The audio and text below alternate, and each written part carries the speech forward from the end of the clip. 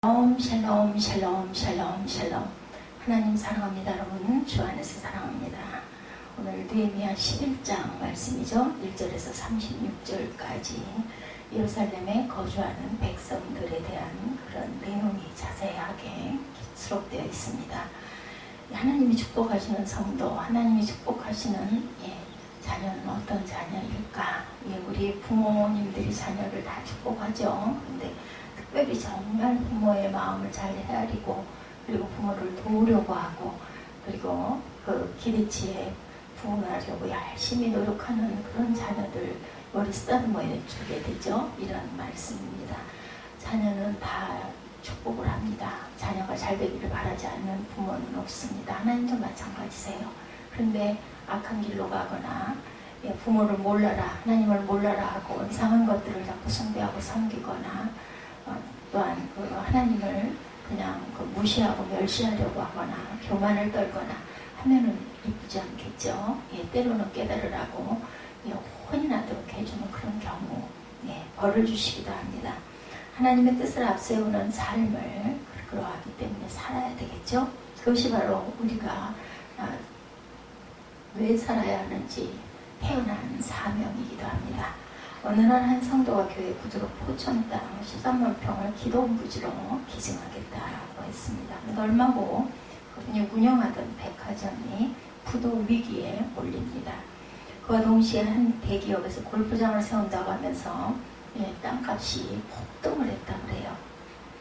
유혹이 생겼어요. 이분의 마음에 기증을 했는데 이걸 팔아가지고 우선 이 백화점에 이 어려움을 좀 난관을 극복한 이후에 그때 또 땅을 기증할 수 있는 방법도 있지 않을까 이런 생각을 합니다. 굳이 비싼 땅에 기도원이 꼭 들어서야 할까 이런 갈등이 생겼어요. 그런데도 결단을 내렸다고 그래요. 망하더라도 하나님께 드린다고 약속했던 건 지켜야지 이런 생각을 하고 마음이 흔들려 등기이전을 해서 아예 교회에 드렸다고 합니다. 그 신기하게도 부도 위기가 면해지고 그 다음에는 매출 목표를 초과 달성을 하게 됩니다. 백화점 영업이 잘 되자고는 사업 확장 계획으로 스포츠 센터를 짓기로 하고 설계도까지 만들었다가 곧 그 사업을 포기했다고 합니다. 왜냐하면 백화점 앞에 누군가 조그만 스포츠 센터를 이미 열었기 때문이었는데 제가 이 사업을 밀어붙이면 그 스포츠 센터는 그날로 망한다 이런 생각이 들어서 제가 포기했습니다. 이렇게 누군가가 물었을 때 대답을 했다고 합니다. 하나님의 은혜로 이만큼이나 돈을 벌었으면 된 거지 그걸 그 사람을 망하게까지 해가면서 또 그렇게 돈을 많이 벌 필요는 없다고 생각합니다. 이런 사람이 바로 마음이 부자인 사람들이죠. 얼마 후 백화점이 잘 되니 매장을 확장해야 했다고 그래요.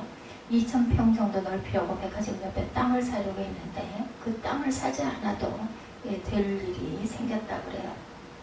왜냐하면 시에서 도시 발전을 위해서 백화점이 있는 지역의 건폐율을 높여주었기 때문에 백화점 총수만 올리면 되기 때문에 엄청난 돈을 이익을 보게 되죠. 벌게 됐습니다. 내가 망해도 하나님과의 약속을 지키면 나도 모르게 이런 일이 자연히 일어나는 일 같은 이런 일들이 일어난다라는 거죠. 그런 간증입니다. 이 내용은.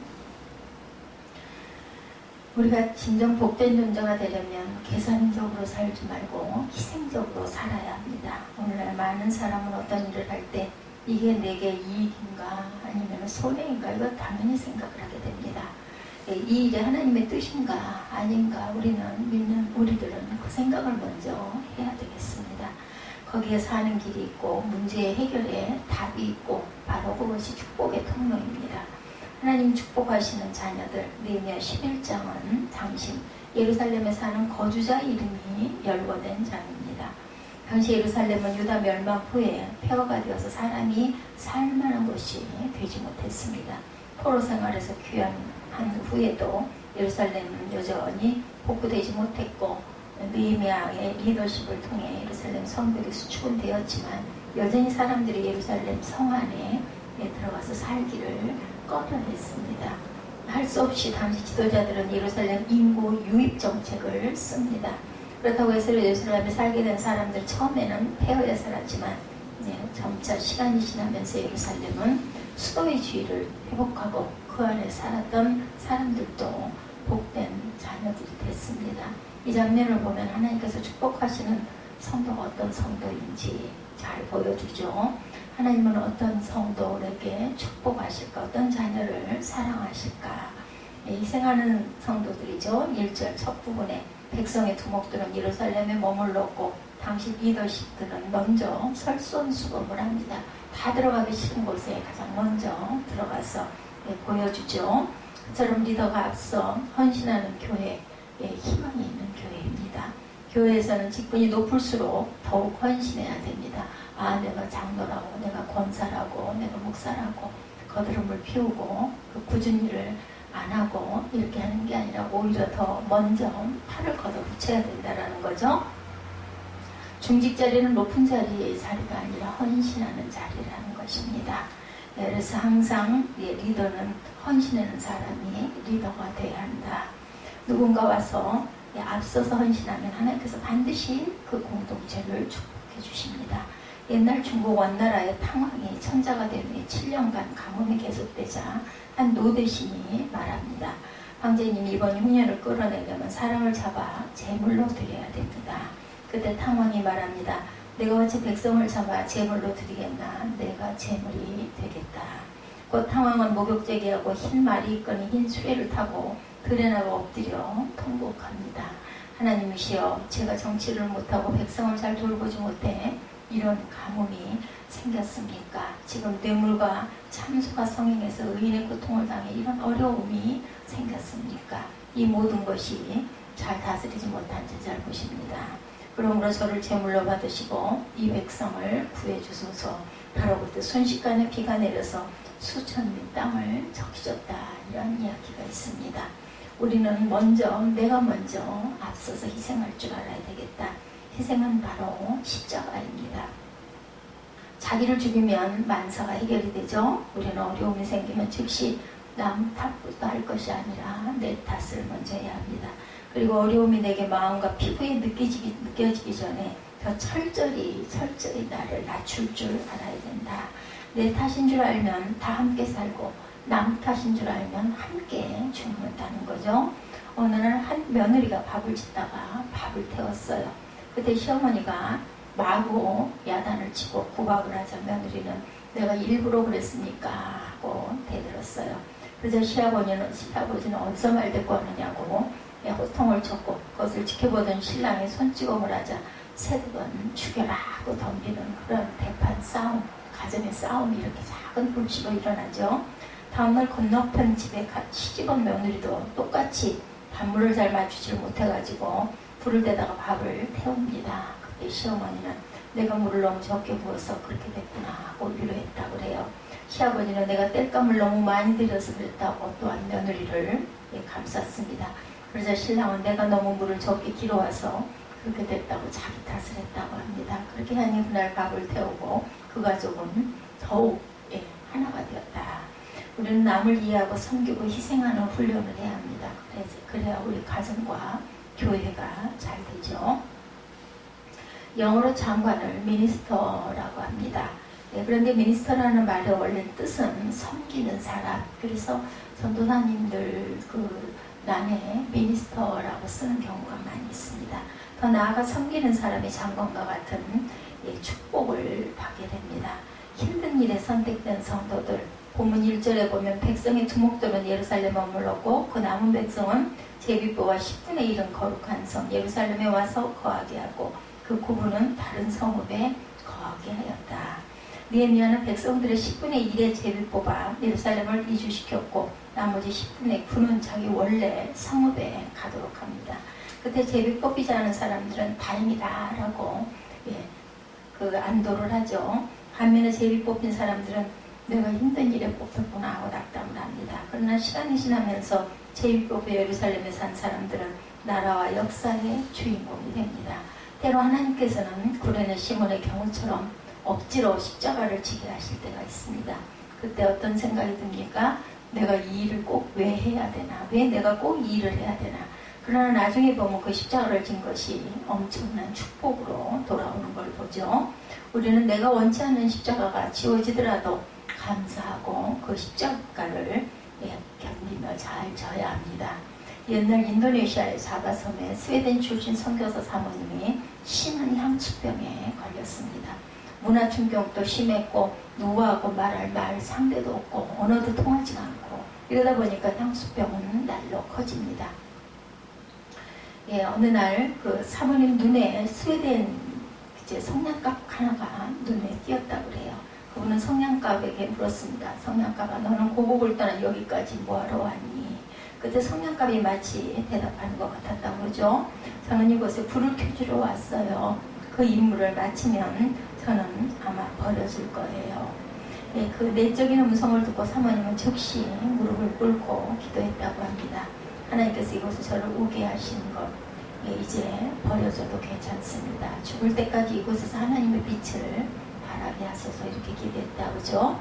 그때 사모님은 향수병을 극복하고 자바섬 원주민을 위해 헌신하는 사람이 되었다고 합니다. 우리가 이곳에 있게 된 이유, 한 가지 분명한 이유는 우리가 필요하기 때문이다. 그래서 하나님은 우리를 이곳에 보내셨습니다. 이제 이곳에서 십자가를 지고 빛을 발하며 살아야겠죠. 스스로 자원하는 성도들이 되어야 합니다. 본문 2절 전반부에 무릇 예루살렘에 거하기를 자원하는 자는 당시 많은 사람들은 예루살렘에 살려고 하지 않아 제비를 뽑아서까지 이주를 시켰지만 그런 상황에서도 스스로 예루살렘에 살려고 하는 자원하는 사람은 있었다라는 거죠. 그 자원하는 사람들을 보고 주변에 많은 사람이 굉장한 힘을 얻습니다. 우리는 남이 가지 않는 길을 자원해서 갈 줄 아는 사람이 되어야 합니다. 오늘날 많은 사람이 축복을 원합니다. 당연히 축복받기 원하죠. 그런데 그 온전한 축복의 길, 과연 그 길은 어떤 길일까? 그 길을 알기 위해서 하나님 길을 보여주소서라고 기도할 필요가 있습니다. 왜냐하면 축복된 길을 아는 것은 어렵지 않기 때문입니다. 축복된 길은 대개 사람들에게 인기가 없는 길입니다. 많은 사람이 몰리고 탐내는 길은 대개 저주와 심판의 길입니다. 우리는 좁은 길, 좁은 문으로 가야 하죠. 하나님은 남이 가려고 하지 않는 길을 자원해서 가는 자를 결코 외면하시지를 않습니다. 시간을 자원해서 기쁘게 좁은 길로 가는 사람 편이라는 것. 그처럼 좁은 길로 가면 십자가를 지며 잠시 어려움이 있어도 반드시 합력하여 선을 이루는 역사가 있게 됩니다. 어느 날 불꽃놀이를 구경하던 아이가 말합니다. 엄마 너무 아름다워요. 저도 저 불꽃처럼 살고 싶어요. 엄마가 대답합니다. 얘야 저 화려한 불꽃을 너무 부러워하지 말아라. 자기 몸을 태워야 저런 빛이 나오는 거야. 내가 저렇게 멋지게 살려면 내 자신을 희생할 줄 알아야 된다. 항상 남을 생각하고 어려운 사람의 친구가 되어지고 하나님의 일을 많이 해라. 그러면 너도 저 불꽃처럼 아름답게 살 수 있어. 엄마의 대답입니다. 우리는 우리 자신을 태울 줄 알아야 됩니다. 그래야 우리 가정이 살고 교회가 살고 나라가 살게 되겠죠. 나만 살겠다는 이기주의를 버려야 합니다. 개미집에 불이 나면 개미는 그 불 위에 몸을 던진다고 합니다. 그러면 자기 몸이 타면서 불연성의 진액이 나와 불이 꺼짐으로 다른 개미들과 개미집을 살린다고 하죠. 하나님은 자기를 희생하고 남을 살려주려고 하는 사람에게 더욱 영광된 삶을 허락하십니다. 네 번째로 남을 축복해주는 성도가 되어야 합니다. 2절 말씀해 보니 무릇 예루살렘에 거하기를 자원하는 자는 백성을 위하여 복을 빌었느니라 이렇게 나타나 있죠. 당시 백성들은 예루살렘에 살겠다고 자원하는 사람들을 위해서 복을 빌어줬습니다. 그것은 마치 자원해서 선교지로 선교하려 가는 선교사님들을 위해 후방에서 기도해주는 모습과 같습니다.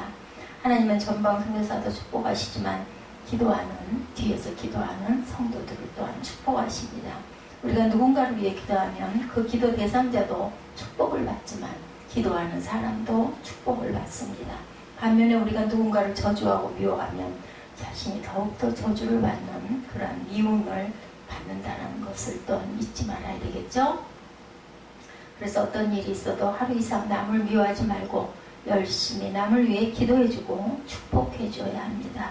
어떤 분이 편의점을 하고 있었어요. 그런데 바로 옆에 편의점이 하나 더 생깁니다. 그때 얼마나 마음이 불편했을까.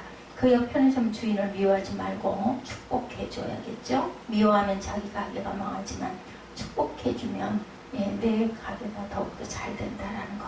우리는 경쟁자와 미운 사람을 축복해주는 훈련을 해야 합니다. 남이 어떻게 되기를 바라는 대로 내가 그렇게 됩니다. 말이 씨가 되듯이 마음의 생각도 씨가 된다는 거. 가끔 나보다 잘 되는 사람을 보면 부럽기도 하고 또 때로는 좀 시기심이 생기죠. 하나님 저에게 시기심을 없애주세요. 이렇게 기도할 줄 알아야 되겠습니다. 그때 나보다 앞서 경쟁자를 힘껏 축복해 줄 줄 알아야 되겠죠. 하나님 그분 사업이 부흥하게 해주시고 그분 자녀가 잘 되게 해주시고 내 이웃교회가 잘 되게 해주옵소서 하고 기도해야 합니다. 그때 하나님께서 그는 잘 되게 하고 너는 망하게 하냐 이렇게 말씀하시면 절대 안 하시겠죠. 하나님께서 우리 마음에 먼저 화평의 축복을 주십니다. 우리는 다른 사람을 위해 기도 많이 하고 축복을 많이 해야 합니다. 그리고 누구보다 선교사님들 위해서 기도해야 되겠습니다. 그들은 복을 받기 위해서가 아니라 사명 때문에 살기 어려운 곳으로 가서 하나님의 일을 합니다. 그분들을 위해서 우리가 할 일은 기도해 드리는 거죠. 우리가 직접 가서 할 수는 없지만 또한 교회를 힘써 지키는 성도를 하나님이 축복하십니다. 오늘 본문에 보면 하나님께서 폐허받은 하나님의 도성 예루살렘을 지킬 사람을 찾으시는 것을 봅니다. 그처럼 하나님께서는 지금도 주님의 몸된 교회를 누군가 나서 지켜주기를 원하시죠. 물론 교회는 궁극적으로 하나님께서 지켜주시지만 하나님께서 직접 그 일에 나서지 않고 자원하고 헌신하는 사람을 찾으십니다. 그 부르심에 응답해서 우리가 교회를 지키는 일에 나설 때 하나님께서는 우리에게 교회를 지킬 수 있는 힘과 능력을, 여건을 허락하시고 더불어 우리 영혼, 우리 가정, 우리 가정, 우리 자녀를 지켜주십니다. 우리가 작은 힘에도 하나님의 일을 하려고 하면 하나님께서는 큰 힘으로 우리 일을 해주십니다. 수지 않는 일이죠. 그런 의미에서 교회의 연약한 부분이 내 눈에 보이는 것은 축복의 기회입니다. 내 힘이 교회에 조금이라도 보탬될 수 있다는 것은 큰 축복이죠. 우리는 교회에서 무엇을 얻어 누리려는 성도가 되지 말고 교회를 지키는 성도가 되어야겠습니다.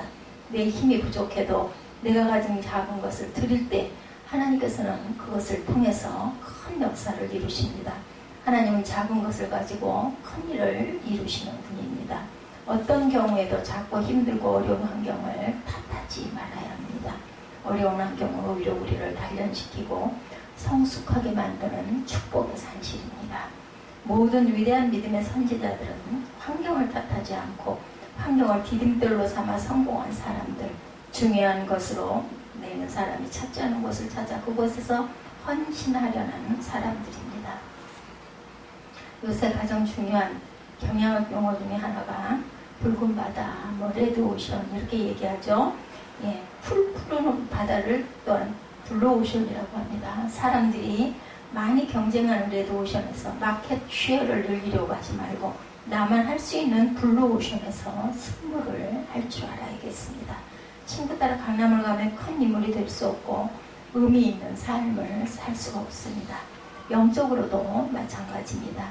외롭고 한적할지라도 블루오션에서 작품 인생을 만들 수 있고 그곳에서 헌신할 때 하나님께서는 더욱더 나를 기억해 주신다라는 것.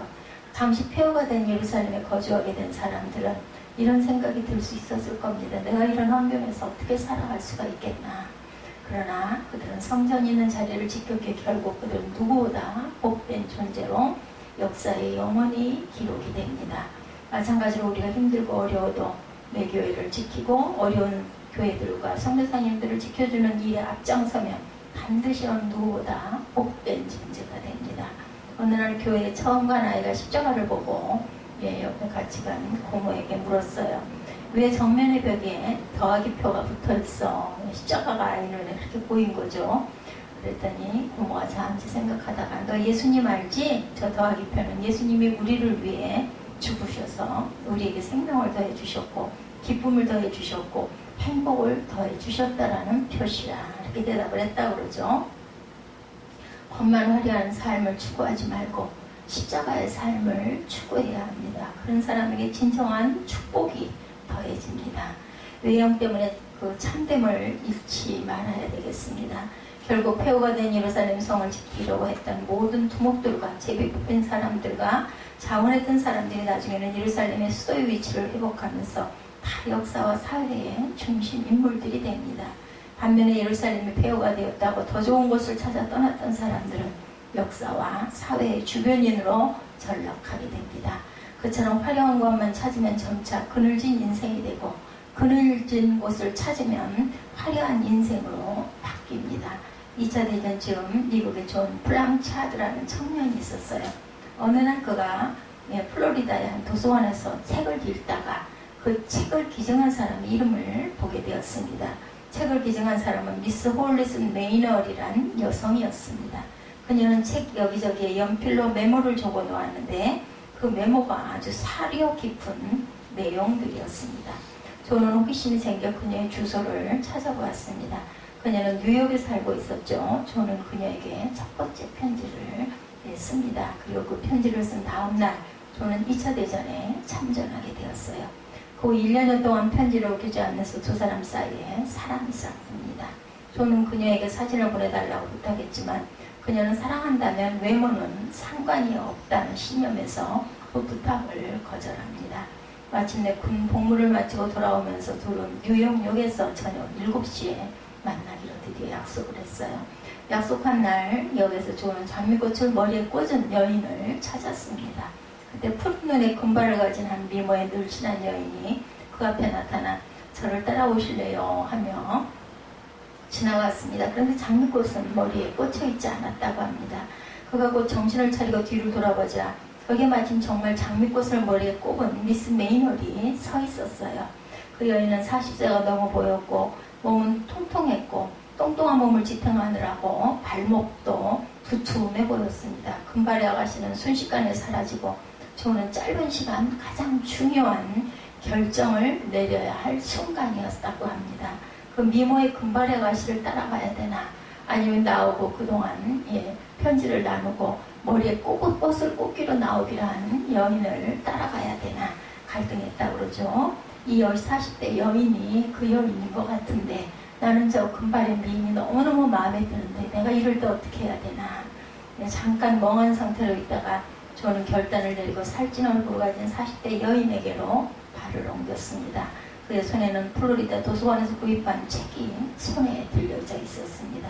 그런 40대 여인 앞으로 가서 격리를 하고 책을 내보입니다. 안녕하세요. 제가 존 블랑차드 중위입니다. 미스 미미널이시죠?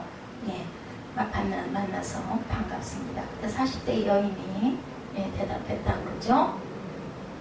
저는 무슨 일인지 모르겠지만 방금 전에 여기를 지나간 금발 아가씨가 저에게 이 장미꽃을 꽂아달라고 부탁해서 꽃을 달았습니다. 그 아가씨가 길 건너편 레스토랑에서 기다린다고 하면서 갔어요. 그때 존은 미스 메이널의 의도를 깨닫게 됐다고 합니다. 결국 순간적인 유혹을 이기고 자신의 자신됨을 지켜서 사랑과 행복을 얻게 되었다는 거죠. 우리는 우리 자신의 성도됨과 자신됨을 지킬 수 있어야 합니다. 지금 우리 앞에는 금발의 날씬한 여인과 40대 통통한 여인이 함께 지나가며 서로를 선택하라고 말합니다. 그때 우리가 외형을 따르지 않고 하나님의 뜻을 따라 우리의 성도됨을 지키면 하나님 우리에게 더욱 소중한 것으로 축복해 주십니다. 항상 받을 생각만 하지 말고 주님이 기뻐하시는 일에 헌신함으로 은혜와 사랑과 축복을 받으시는 저와 여러분 되시기를 주님의 이름으로 축복합니다. 기도하시겠습니다.